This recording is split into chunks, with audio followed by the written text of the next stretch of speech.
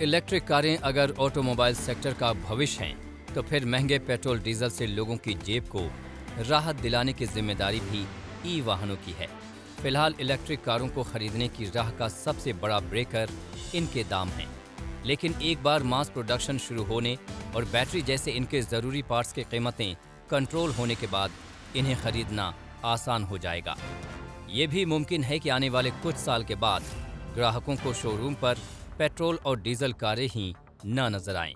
दरअसल ब्रिटेन के ग्लासगो में चल रही COP26 की मीटिंग में दुनिया की 6 दिग्गज ऑटोमोबाइल कंपनियों ने पेट्रोल डीजल वाहनों को लेकर एक बड़ा फैसला किया है।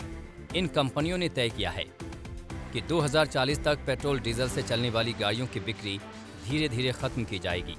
इन कंपनियों में Ford, Mercedes Benz, general Motors और वोल्वो जैसी दुनिया की बड़ी कंपनियां शामिल हैं। इसके साथ ही 31 देशों की सरकार ने धीरे धीरे बिक्री बंद करने का ऐलान किया है।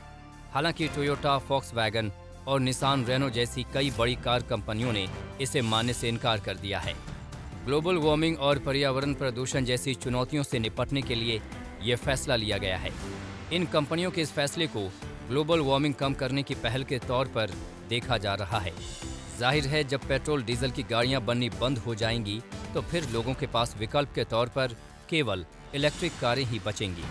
भारत में इनकी कीमतों में कमी का संकेत भी केंद्रीय मंत्री नितिन गडकरी दे चुके हैं।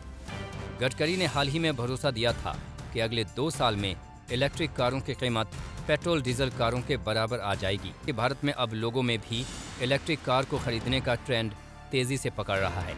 साथ ही सरकार भी अब ई वाहनों को लोगों की पहुंच में लाने के लिए गंभीरता से काम कर रही है।